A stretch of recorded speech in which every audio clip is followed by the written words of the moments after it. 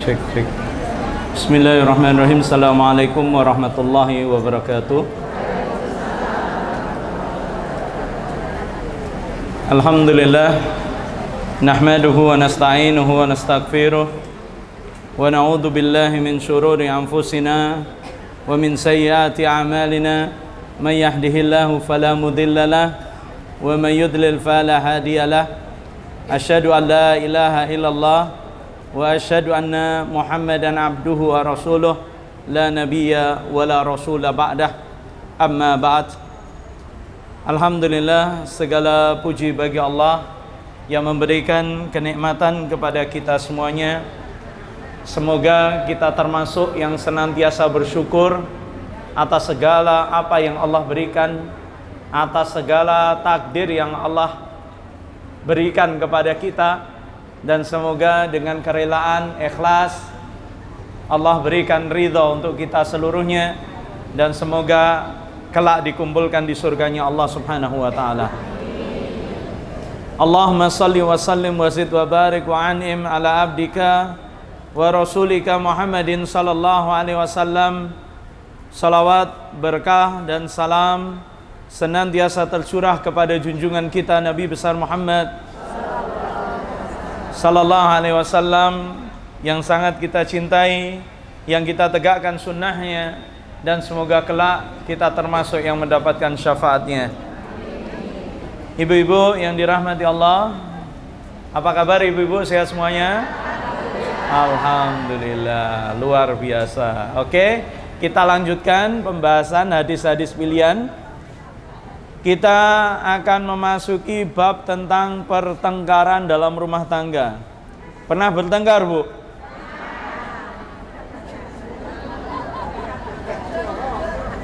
Iya. Kalau pernah bertengkar ya normal saja. Iya, normal. Tidak ada yang tidak pernah bertengkar itu. Ya. Jadi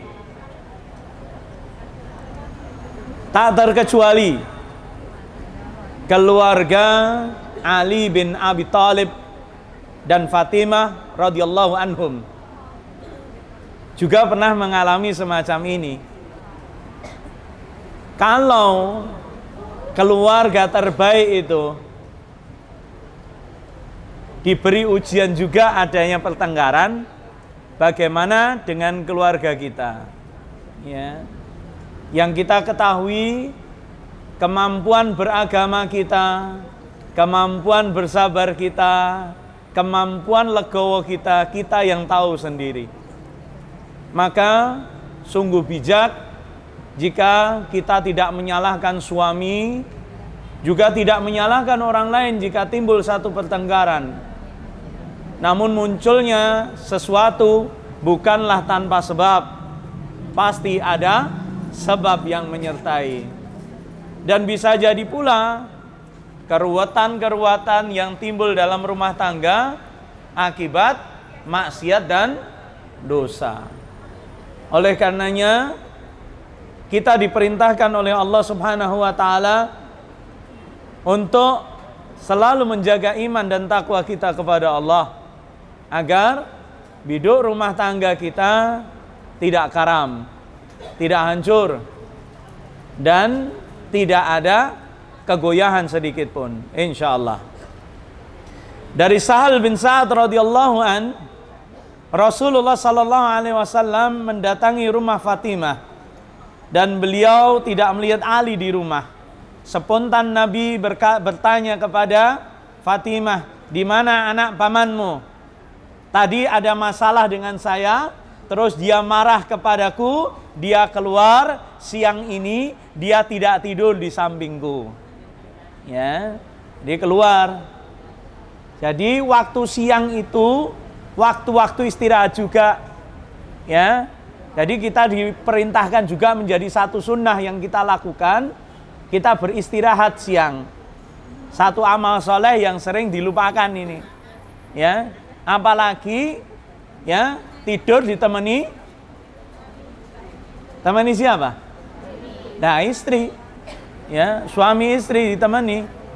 Maka tentunya ya, ini kan disebutkan lalu keluar siang ini dia tidak tidur di sampingku.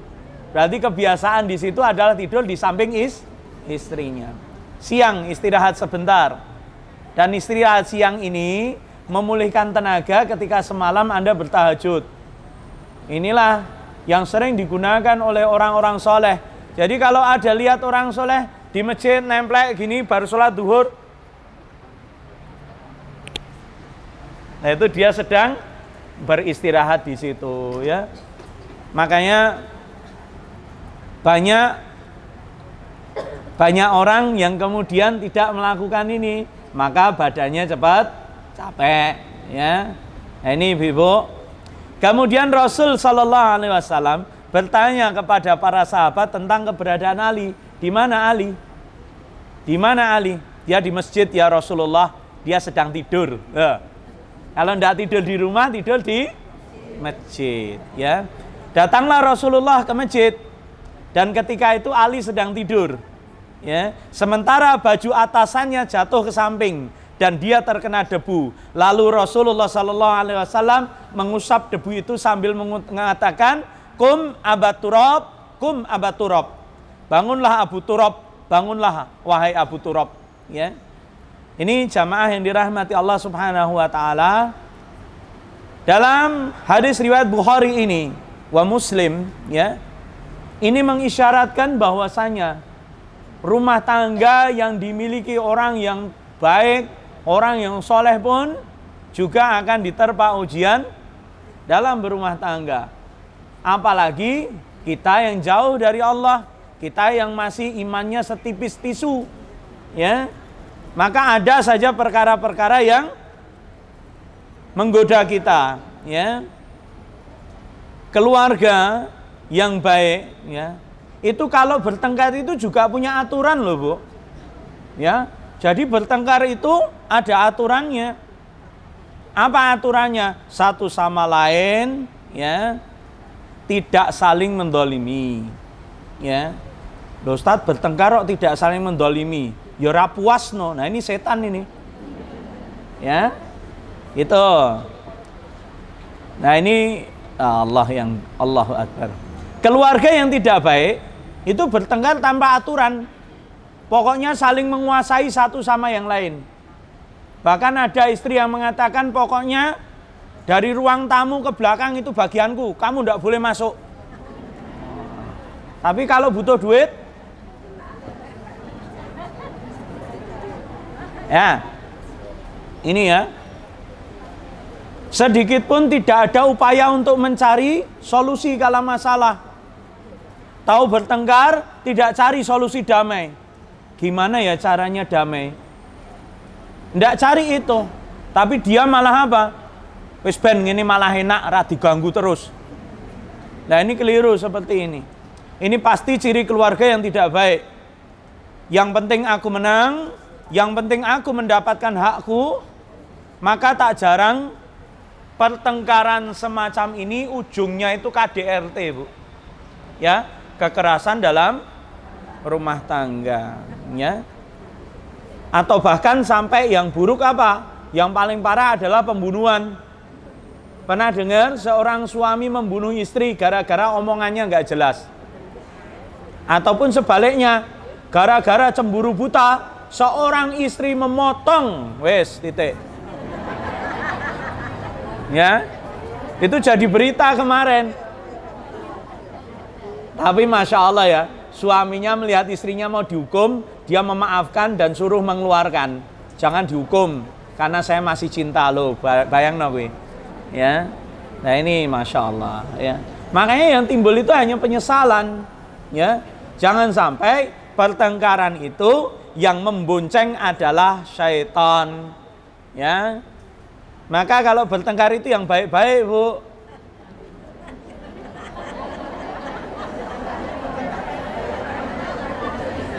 Bertengkar baik-baik gimana? Susah, Ustaz, makanya jangan bertengkar. Ya, yang satu marah, yang satu ngadem. Ini kan juga cara. Yang satu di rumah, yang satu keluar. Ya. Dan yang keluar itu suami saja, jangan perempuan. Ya. Yang keluar itu suami saja, jangan istri. Gimana? Oh, kalau ke pasar ya enggak apa-apa. Kalau bertengkar, jangan istrinya yang keluar rumah, tapi suaminya yang berusaha menghindar. Kenapa? Karena suami bisa ke masjid, suami bisa kemana. Tapi kalau istri keluar, suasana baru pedot akalnya, baru pusing. Nanti ketemu setan disangka teman, ketemu teman disangka. Karena apa? Menasihati baik, suruh pulang nggak mau, ya malah seperti orang kesetanan. Nah ini makanya kita tahu kalau ada selisih paham ya wis lah, ya wis, maaf wis, tinggal lungo, gitu. Nanti pulang mbak kresek. Ibu-ibu, kalau suamimu sudah berusaha meluluhkan hatimu, jangan keras hati. Ingat itu. Ingat itu. Nanti kalau suamimu sudah ngomong kata terserah atau diam saja, celaka Anda. Ya. Jadi kalau suami sudah minta maaf, ora usah ngadi-adi, Bu. Ya. Enggak usah terlalu ya. Ini bahaya, ya. Iya, walaupun kita tahu ya, fitrahnya perempuan itu senang dirayu. Ning ojo kebangetan lah. Ya ojo kebangetan. Ya. Wis disogok karo bothok urang ya wis cukup. Ya. Ora usah dadak njaluk sing-sing, ya. Ya wis damai ndak apa-apa, beli no emas 10 kilo. Wah, ini mumet malah. Ya. Oke, ya. Ingat ibu-ibu, apapun kesedihan yang sedang kita alami, perlu kita pahami ya, bahwa itu sejatinya adalah ujian hidup. Jenengan seneng itu juga ujian. Kalau dalam keluarga Anda diberi kesenangan, kebahagiaan, kelanggengan, itu juga ujian loh. Bukan main-main itu. Sepanjang Anda diberi kenikmatan itu, lupa nggak kamu sama Allah? Cintamu ini condong kepada manusia atau penciptanya? Taat kepada manusianya atau kepada penciptanya? Makanya tidak jarang ya, orang yang diuji dengan kesusahan, dengan kesedihan, dengan kesempitan hati lebih bisa sabar daripada diuji dengan kesenangan, dengan kekayaan dan kelapangan urusan. Kenapa? Karena ketika susah dia banyak mengingat Allah Subhanahu wa taala. Ini Bu, ya. Makanya ya, apapun kesedihan sebagai orang beriman, ini jadi kesempatan untuk mendulang pahala. Ya, pertengkaran itu juga bisa menjadikan kita sebagai orang-orang yang mendapat pahala. Contohnya bagaimana? Ketika dia marah, kita menahan diri. Salah satu sifat penduduk surga apa, Bu? Wal afina anin nas. Ya, memaafkan kesalahan manusia. Berat memang. Memaafkan itu bukan hanya sekedar lisan, namun ridha. Boleh marah, boleh. Kapan? 3 hari selesai. Maka kalau sudah 3 hari sampai bertemu dengan suaminya, nggak sopo aruh, berdosa ini. Siapa yang mengawalinya dengan salam, dialah orang yang mulia di sisi Allah. Ini ketemu teman, selisih paham, cukup 3 hari. Ketemu di kajian, jangan melengos. Siapa yang mengawali salam, dialah orang yang besar hatinya dan dimuliakan Allah. Maka salinglah mendahului assalamualaikum. Jangan ketika Anda salaman, menungsone. Nggak boleh. Ya, nggak boleh seperti itu. Ya. Dilompati ya nggak boleh. Ya. Berbesar hati meskipun ini berat, Bu. Makanya iman itu bukan hanya lisan, namun perbuatan. Ilmu itu bukan hanya catatan, namun tindakan, itulah pahala. Tapi kalau hanya ya wis tak maafke, tapi wajahmu ketemu dia seperti ya ini belum memaafkan Anda. Ya. Nah ini Ibu, ma yusibul muslim min nasabin wala wasabin. Tidak ada satu musibah yang menimpa setiap muslim, baik rasa capek rasa sakit, wala hammin,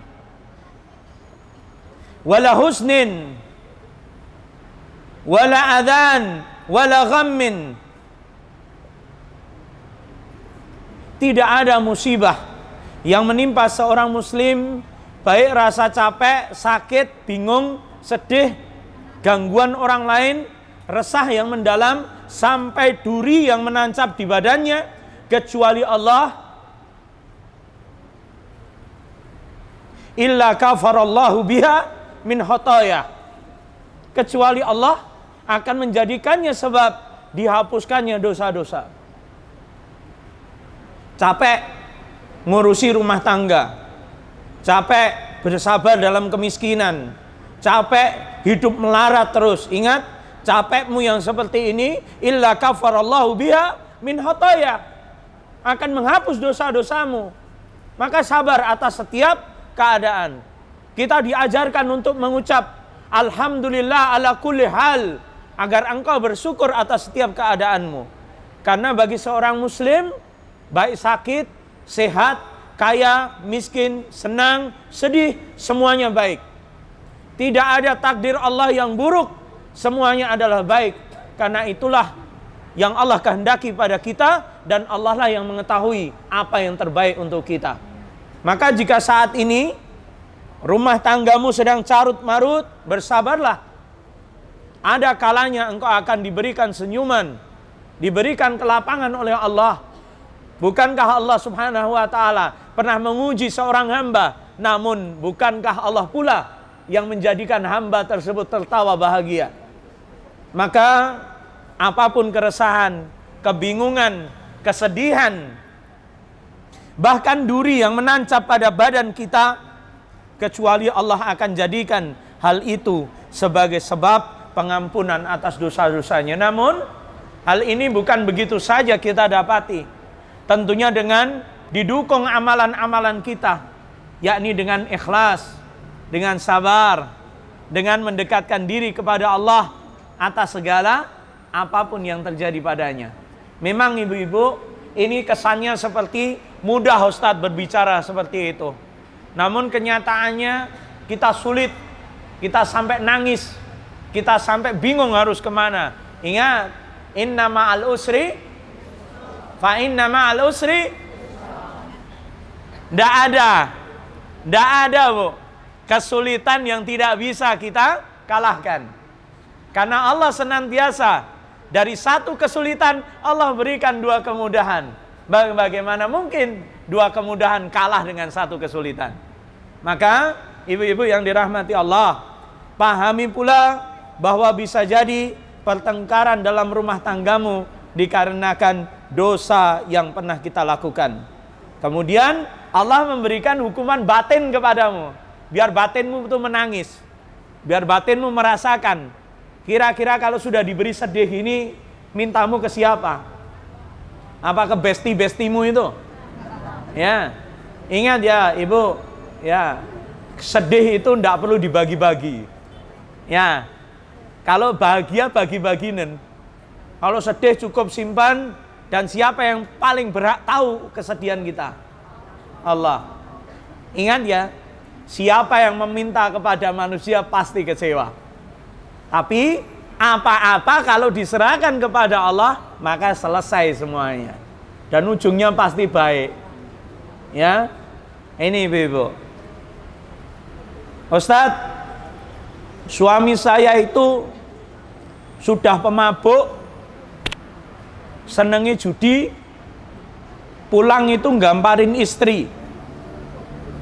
Boleh nggak saya minta cerai? Boleh. Boleh. Tapi jika bisa engkau berdoa kepada Allah, jika bisa engkau menguatkan rasa sabarmu, dan jika engkau mampu merubah keadaanmu, maka mintalah kepada Allah dan bersabarlah. Dan ini terbukti. Ada orang yang bahkan sampai dipukuli habis-habisan, Bu. Ya. Dihina oleh suaminya. Namun karena dia yakin, dulu waktu kami menikah, dia belum seperti ini. Dia adalah lelaki soleh idamanku. Seiring berjalannya waktu, mungkin setan yang sedang mengganggunya. Dan aku yakin akan tiba waktunya dia akan diberi hidayah oleh Allah. Aku bersabar untuk itu. Seperti ini boleh? Boleh. Silahkan. Ya. Jadi tidak sedikit-sedikit cerai. Tidak sedikit-sedikit cerai. Kira-kira ibu-ibu yang dirahmati Allah, cerai itu ada sebabnya enggak, Bu? Ada, ya. Saya nukilkan ya sebuah nasihat dari Syekh Dr. Faisal bin Jamil Ghazawi hafizahullah. Ini beliau itu imam khatibnya Masjid Al-Haram. Ya. Beliau menyebutkan dalam khutbah Jum'ahnya tentang apa? Perkara-perkara yang apa? Yang menjadikan seseorang itu mudah bercerai. Ya. Sebab-sebab terjadinya perceraian, ya. Ingat Ibu, laisa minna man habbaba imra'atan ala zaujiha au abdan au ala sayyidih. Bukan termasuk golongan kami orang yang membujuk seorang perempuan untuk memusuhi suaminya. Hati-hati loh ya. Curhat sama teman, ya, tapi temanmu itu tukang kompor. Ini wanita-wanita ini seperti ini bukan termasuk golongan umat Nabi Muhammad SAW. Ya, makanya Anda kalau dicurhati temen, ojo ngobong-ngobong, wis ra apa-apa. Culna, kowe ayu jian. Engko golek neh. Wong bojo kaya ngono. Ora tau nyenengke mung nyenepke. Golek aliyane. Ha ini jangan. Jangan menjadi pribadi seperti ini. Jadilah penengah, ya, orang yang mendamaikan. Ingat Bu, jangan hanya menerima laporan satu pihak. Nanti kamu condong kepadanya, ya. Apalagi itu saudaramu, saudara perempuanmu. Dia bilang ke kamu, Bu, ngene-ngene bojoku ngene-ngene. Oh ya bojomu ra genah. Tanpa adanya tabayun kepada ini, Anda zalim kalau sampai mengatakan itu. Datangkan dia, tanyai, betul enggak istrimu seperti ini? Oh ya begini. Bahkan setelah dijelaskan, saya nganyelke jebul adine dhewe. Nah ini makanya budaya yang sudah hilang, sunnah yang sudah hilang apa Bu? Tabayun, takon. Angger enek berita yo aja mung melu latahnya ngomong ke ngene. Tanyakan yang bersangkutan. Sake padha muslimahe kok diomong-omongke. Kowe bener ra Mbak kaya ngene. Lah ngopo? Iki wong-wong do ngomong kowe kaya ngene, bener ra? Hendak sama sekali ndak, apalagi kalau dia sudah berucap dengan demi Allah selesai. Anda ndak boleh kemudian menelisik lain sebagainya. Dan kalau seorang muslimah sudah bersumpah atas nama Allah, itu sudah selesai urusannya. Jangan kemudian kita terus ngulik-ngulik, alah engko sumpahmu ngapusi. Nah, tidak perlu seperti itu. Ya, ingat, sumpah berdusta atas nama Allah itu urusannya nanti langsung sama Allah. Ya, ini berbahaya sekali ya. Dan jangan sering terlalu sumpah ya. Sering-sering sumpah itu ndak baik, ya. Sumpah iki, jangan asemu enak tenan, jangan asem mbok sumpahi kok. Ya, ndak perlu seperti itu, Bu. Ya. Jangan, oke? Nah, ini saya lanjutkan. Ya. Sebab yang pertama, jeleknya memilih pasangan tanpa mengetahui dengan jelas agamanya. Pokoknya ganteng, gede duit, cocok, angkut. Ya. Dan ini yang terjadi apa? Nah. Ingat ya, Bu, ya. Keluarga yang punya anak bercerai itu bukan berarti keluarga yang buruk, enggak. Jangan memberikan vonis seperti ini.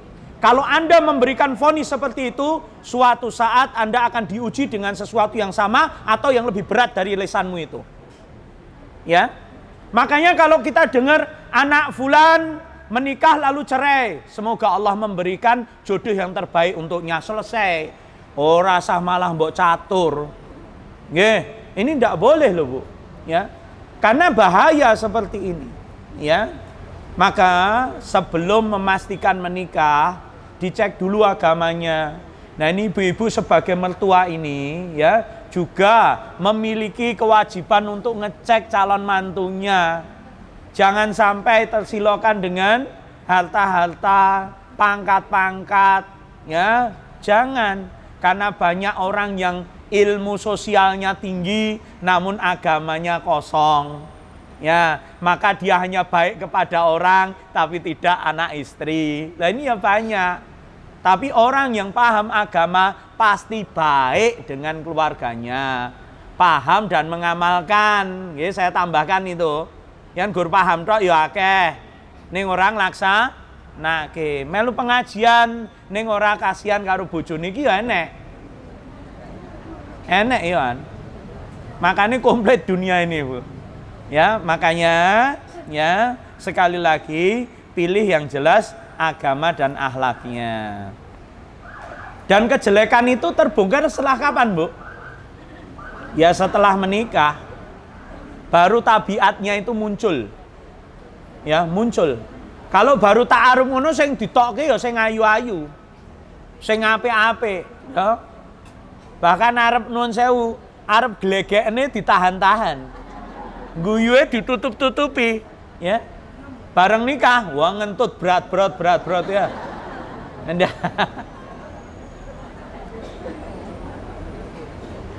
Yang kedua, ya.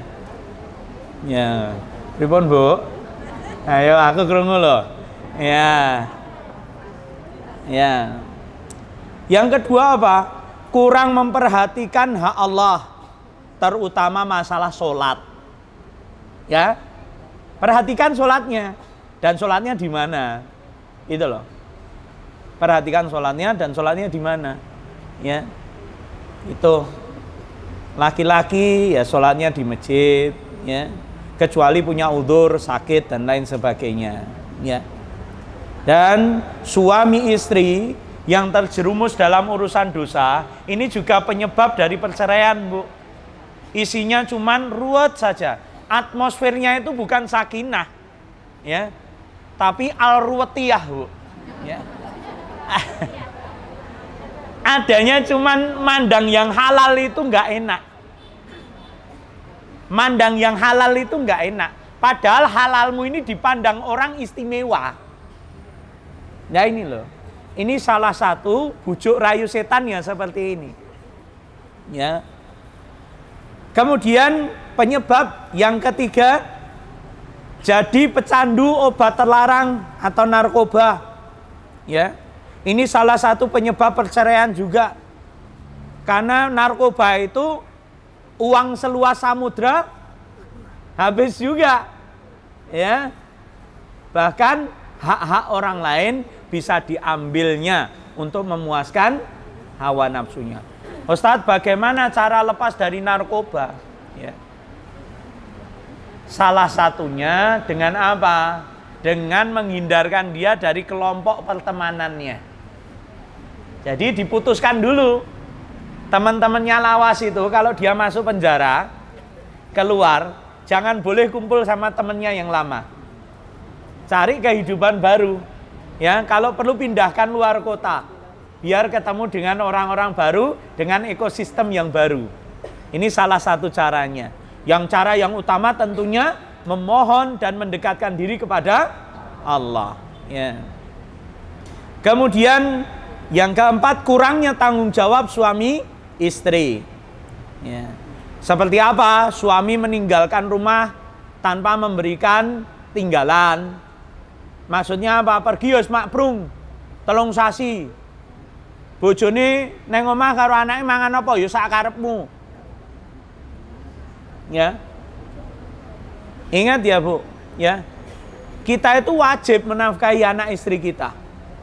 Laki-laki itu hukumnya wajib menafkahi anak istri. Maka meninggalkannya itu salah satu dosa. Dosa kedzaliman yang dibenci oleh Allah. Maka kalau kita pergi, ya misal kita pergi umroh atau mungkin pergi safar keluar kota, ya ninggali. Ya. Ya. Istri yang ngono, yen ora ditinggali aja meneng wae. Dielingke, Mas, tinggalane. Bayar iki. Oh iya, Dek. Kadang suami itu karena urusannya banyak di luar, itu juga sering lupa. Bukan melupakan tapi lupa. Ya. Jangan suudon. Alah lali apa nglalekke. Ya ini jangan. Wong sama bojone dhewe kok suudon. Ya, perbanyak prasangka baik, Bu. Ya. Lalu bagaimana? Ya minta ditinggali. Ya. Ini salah satu hal baik yang harus kita lakukan. Kemudian orang yang kumpul-kumpul dengan teman-teman. Ini saya buat video tadi di Instagram saya. Ya. Judulnya Jadilah Suami Idaman. Ya.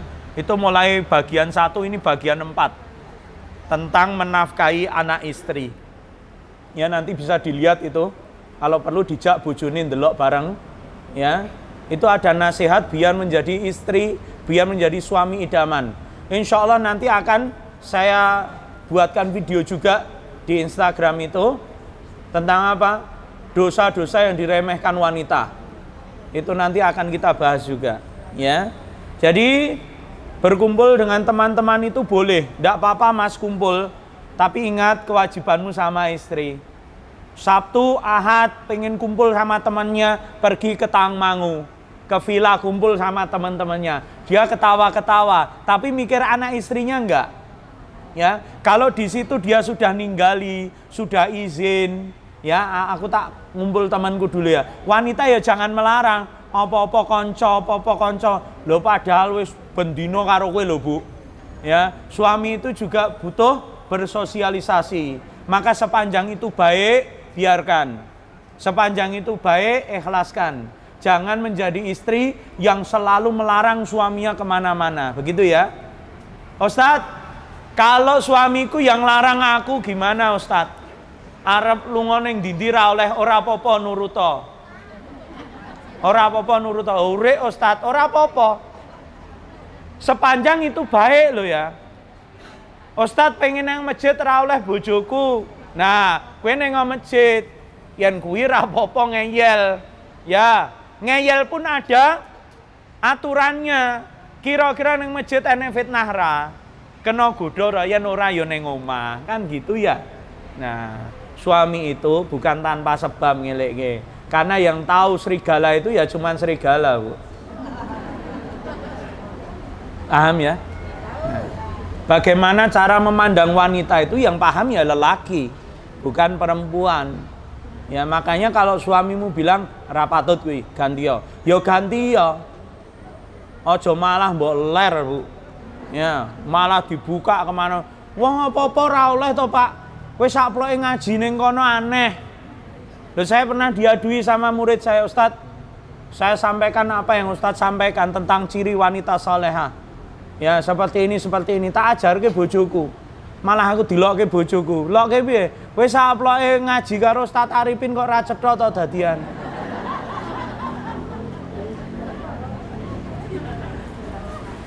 Nah, ndak apa-apa ya. Lah aku ya ngomong karo lanang, lah kowe ndek ben po cetha. Lah nggih Ustaz wong dicetak-cetake malah diolok-olokke kaya ngono. Ya ndak apa-apa, ya tantangannya seperti itu. Kenapa toh? Suami itu dibantah istri kenapa kira-kira? Ada yang tahu? Ada yang tahu? Karena tidak konsekuen dengan lidahnya. Itu saja. Ya. Tidak konsekuen dengan lidahnya.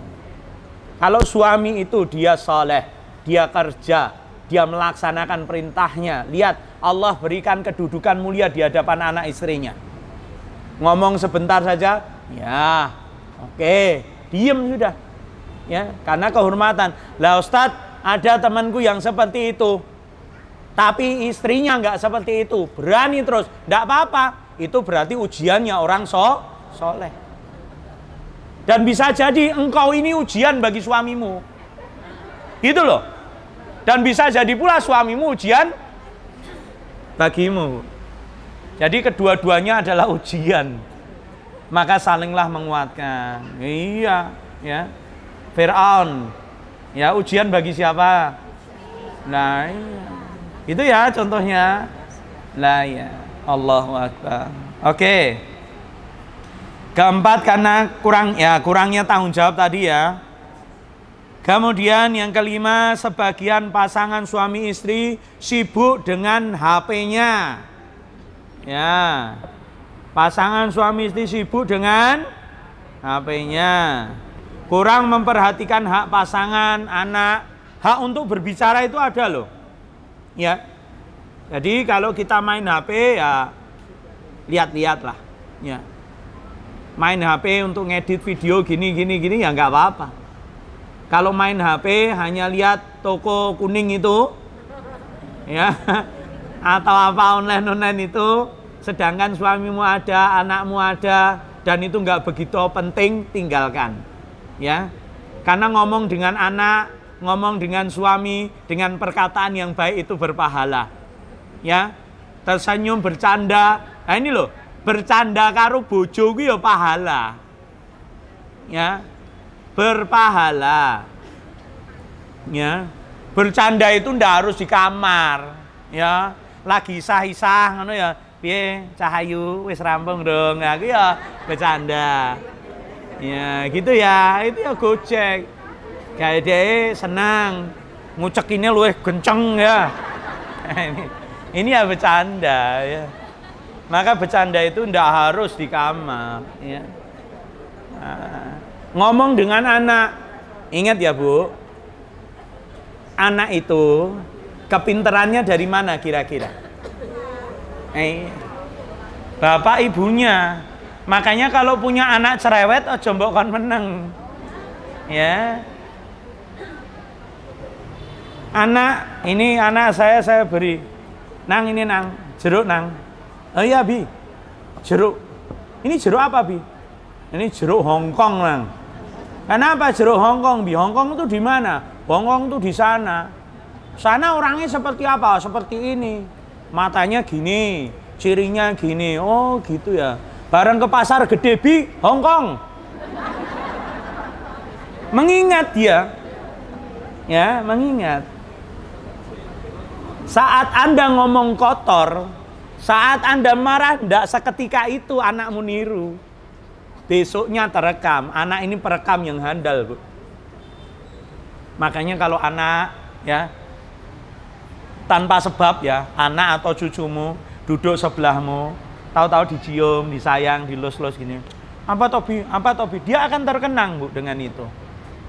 Dan inilah bentuk-bentuk kasih sayang yang sekarang itu banyak ditinggalkan. Pokoknya nggak harus nukokke HP, ya, ngei dolanan wis rampung, karepmu kono. Padahal setiap momen bersama mereka itu pahala, ya. Apalagi mendidik mereka dengan baik, mengenalkan dirinya kepada Tuhannya, ya ini luar biasa sekali. Ojo mung betah ngomong karo bestimu, ngomong karo anak mau enake sumpek, sik to nang takon wae. Jangan Bu, ya. Baik kepada keluarga lebih utama daripada orang lain. Kalau kamu baik sama temanmu, ndak baik sama anakmu, tercela kamu. Ya, Anda menghilangkan hak yang semestinya.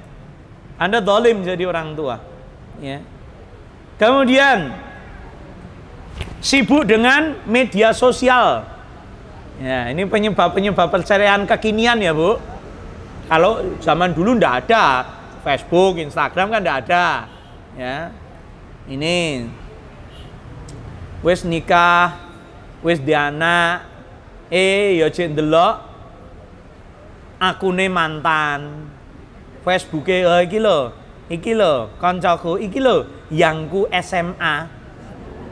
Malah kaya ora ndisin wong tua iki. Nang tak delok iki lho luwih ganteng kok pakmu. Iki pacare buke mbiyen iki. Ya Allah, astagfirullah. Ya. Ini orang tua kebablasan ini. Bahaya ini. Ya.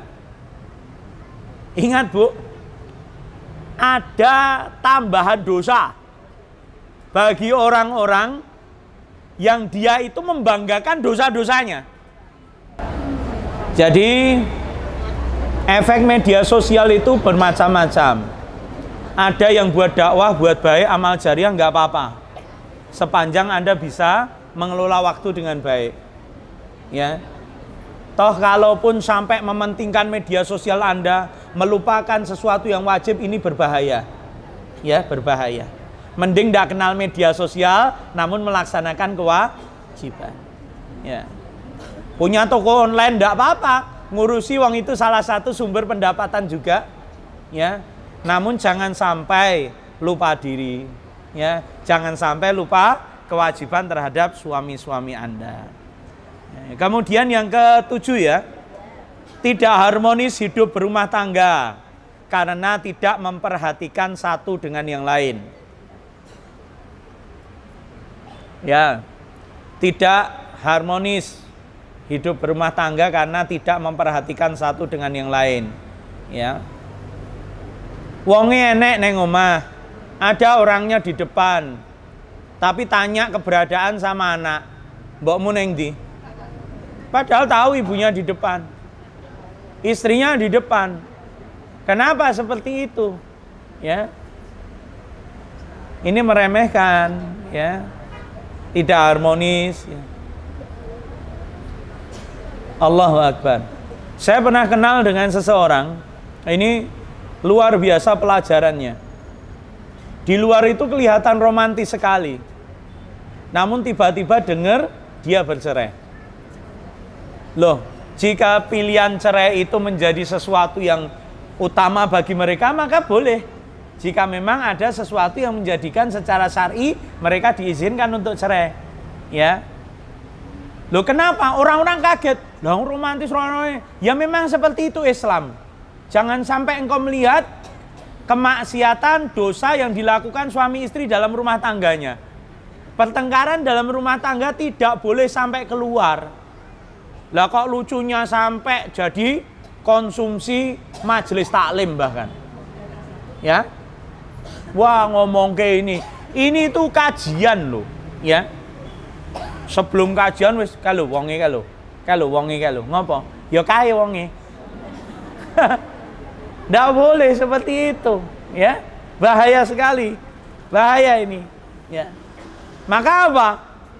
Ketika kita menghajar, kemarin sudah saya sampaikan ya, berselisih dalam rumah tangga boleh, itu wajar. Tapi di luar kamu harus tampak baik-baik saja. Kalau tidak bisa, karena memang itu satu hal yang mendesak, tidak mengapa. Tapi kita diperintahkan untuk menutupi aib keluarga kita. Tumben mbak, kok ijen bojomu ngendi? Wis ra urusan. Dengan ngomong seperti itu, Anda tahu nggak kalau keluarganya nggak beres? Tahu nggak? Tapi istri yang soleha, ketika ditanya, neng di bojomu kok timben dewe? Ya biasa, ini wong apa kepo ya? Itu biasa. Anu jek kerja, repot. Ya, ra iso ngeterke aku mangkat dewe. Selesai. Apalagi jawabmu pakai senyum, meskipun hatimu menangis. Ya, enggak apa-apa. Lebih menangis lagi apa? Kalau apa? Ya, pertengkaranmu jadi konsumsi publik. Waliyadzubillah. Ya. Jadi seperti itu. Makanya kalau saya ditanya Ustadz, kok kelihatannya ribet mentah Ustadz, arep padu ae nganggo aturan, heeh. Apalagi di depan anak ya. Jangan ribut di depan anakmu.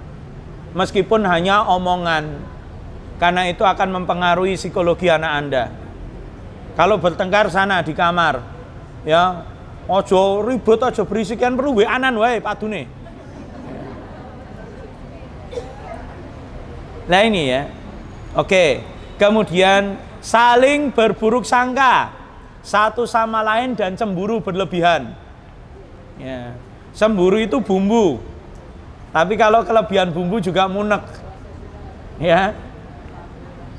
Ada orang yang kalau pergi itu selalu ngejak saya karena istrinya cuma percaya sama saya.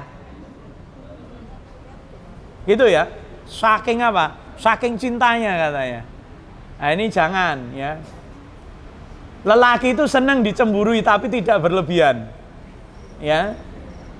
Terus kemudian pulang ngungkuri check up di bandara itu loh ya. HP-mu mana? Ini mana? Coba berapa? Sampai dindus-dus. Parfume sapa iki? Nggak betah seperti ini, ya. Makanya ada sebuah kasus ya. Ya. Dia mencari wanita lain karena apa? Cemburuan istrinya. Maka hati-hati ya. Hati-hati. Cemburu itu boleh atas dalam kewajaran, ya. Nah itu ya, cemburu berlebihan tidak diperbolehkan. Berburuk sangka satu dengan yang lain. Nah, nyimpen uang, gletekan, takut. Oh, kok didokok kono to? Dokoke lemari. Lah kenapa, Pak? Engko dijikok mbokmu ki. Naudzubillah. Saya gletak-gletek. Ya. Gletak-gletek wis. Ono ngene ya apa percaya? Uangku ini milikmu, ya. Cuman sebagai adab apa? Ketika ngambil uangnya aku harus izin kepadaku. Kenapa? Itulah aturan. Dan ketika kau izin bukan berarti engkau dalam keterpaksaan, enggak. Justru engkau mengamalkan satu kebaikan. Yang dengan izin itu kau menjadi beradab. Suamimu juga kau ingatkan untuk berbuat baik. Boleh loh ya Bu. Kalau engkau tidak dinafkahi dengan baik sampai kelaparan, sedangkan di dompet suamimu itu ada uang, dia enggak apa, hanya cuman malas memberi, ambillah, enggak apa-apa. Secukupnya, ya. Tapi cukup itu ya cukup makan saja. Jangan cukup ke Grand Mall, cukup healing ya jangan, ya. Gitu, ya. Nanti salah menerjemahkan kata cukup, ya. Kemudian banyak tuntutan yang mesti dipenuhi salah satu pasangan. Yang ke-9 ya, banyak tuntutan. Wong lanang nuntut bojo, ayo kowe aja lemu. Pokoknya kowe aja bobotmu punjul ke 50. Ya. Kowe kudune ngene, terlalu banyak itu. Kowe mbok sing dandan sing ayu, pakaian sing apik ning ra tau nukokke. Ini ya zalim ini, ya. Demikian pula istri, jangan banyak tuntutan. Pak, temanku sepatunya baru, ngaji sepatunya mau didudah-duduhke wae risi aku. Loh sebetulnya ya temanmu nggak pamer, kamu saja yang iri. Ya, ini loh, kita kalau mandang sesuatu tuh jangan nuwun sewu, jangan kemudian ingin memiliki, itu hasad Bu. Ya, apalagi pengen merebut, apalagi sampai berburuk sangka. Wah, mesti pamer kuwi. Kudunya anyare gelang-geleng. Oh, dia pegel kok. Kamu itu terlalu. Itu namanya hasad, ya. Jangan seperti itu. Ya, jangan banyak menuntut suami. Suami itu sudah sholat, sudah menafkahi, sudah sayang sama kamu, sudah maksimal, itu sudah cukup. Jangan dibebani dengan beban yang lebih nggak masuk akal. Nah, ini karena apa? Kakean delok sinetron. Datang suaminya dari kantor bawa koper. Lain bojomu ora kantoran terus apa wegah? Ya. Mosok maaf nggih, tukang kayu mulih mbok kon nggo koper. Ya lucu. Ya. Makanya salah satu sumber konflik itu apa? Engkau tidak menerima keadaanmu. Itulah, Bu. Kalau orang sudah bersyukur enek emong nikmat bae. Ya. Pulang saya inget tok dulu, ya. Pulang bawa uang cuma 20.000, ya, atau mungkin cuma mie instan 2, ya, dibabar-babarke, nggih, sabar, nggih, syukur, nggih, alhamdulillah Allah berikan tambahan. Kalau dengan yang sedikit tidak bisa syukur, tidak mungkin Allah berikan yang banyak, itu loh Bu. Ya, ketika diberi banyak pun dia akan selalu merasa kurang, ya, dan itulah merasa kurang. Merasa ingin memiliki, merasa sumber pertikaian rumah tangga. Ya. Mas, mbok dadi bojoe sing rada kurus sithik. Ya. Mbok kaya kae. Bojone kancaku kae lho wis ganteng, gede dhuwur. Lah kowe bojomu ngomong, lah kae bojone ya ayu. Ora pesek kaya kowe, ya. Lah kalau seperti itu sakit hati ndak Anda? Lah iya, makanya. Nah iya, makanya kalau tidak mau diserang jangan menyerang, Bu, ya. Kemudian yang ke-10 ya, istri merasa lebih tinggi dari suami. Ya. Istri merasa lebih tinggi dari suami. Ya. Yang berikutnya, suami sering menyinggung istri. Suami sering menyinggung istri. Contoh, habis hamil, Dek, mbok olahraga sithik ngono lho. Bentukmu lho. Atau mungkin dia bicara sama temennya di ruang tamu sedangkan istrinya dengar. Wah, piye ya resepe ben bojo sing set kaya bojomu kuwi. Bojoku wis. Kaya tisu kena banyu. Sakit hati enggak istrinya? Ini suami enggak tahu adab ini. Ya, berbahaya ini. Ya. Lah wong dia hamil. Hamil ini keturunanmu loh. Iya ya, Bu ya. Iya. Hamil itu keturunanmu. Dia melahirkan buah yang akan menjadi penerus dzurriyyahmu. Bahkan dia, Masya Allah, bertaruh nyawa untukmu. Ini loh, Masya Allah. Kok ya tega-tega men ngomong, kowe kuwi ya mbok dandan-dandano sithik, wetengmu ki sedo-sudonen sithik, melu BL ngono lho. Ya. Nah, ini loh, ya. Jangan seperti itu. Banyak support, banyak dukung ya. Banyak support, banyak dukung dan banyak berterima kasih. Mungkin kalau bukan istrimu itu, ndak ada orang yang mau sama kamu. Ya. Nah ini loh. Makanya kita juga tahu diri kok, Bu. Orang nuntut macam-macam. Ya. Karena kita tahu kita juga belum maksimal dalam menafkahi Anda semuanya, ya. Kok menafkahi Anda semuanya? Menafkahi istri saya. Ya.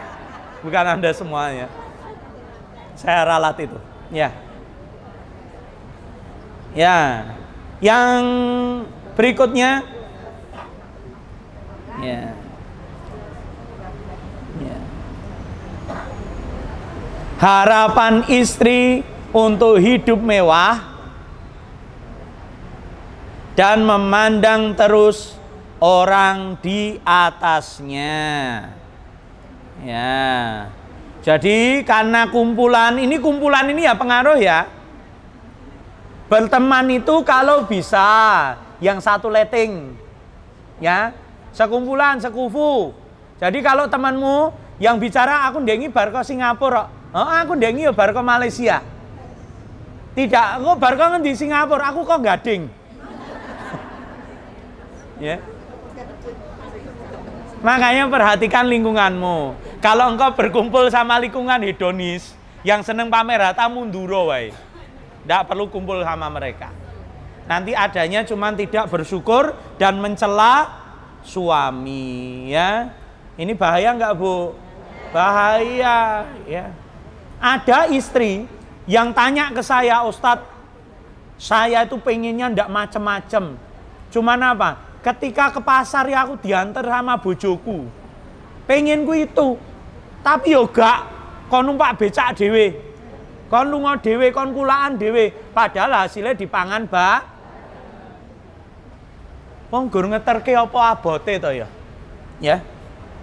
Makanya ya sekali lagi kami ingatkan begitu banyak penyebab perceraian dan kita mohon semoga kita dijauhkan dari hal tersebut. Lalu Ustadz, bagaimana singkat saja membentuk keluarga yang samawa?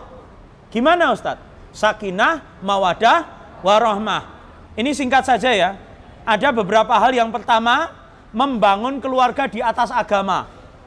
Kalau pengen samawa, bangun keluarga di atas agama. Kenapa? Karena orang yang takut kepada Allah pasti amanah terhadap anak istrinya. Gitu ya. Kemudian yang kedua, menjalankan kewajiban dengan baik. Ya. Dua-duanya. Keduanya menjalankan kewajiban dengan baik. Kemudian yang ketiga, bersabar. Sabar, ini kunci dalam berumah tangga. Ya. Sabar belum punya anak, sabar belum punya rumah, sabar belum punya kos-kosan 17.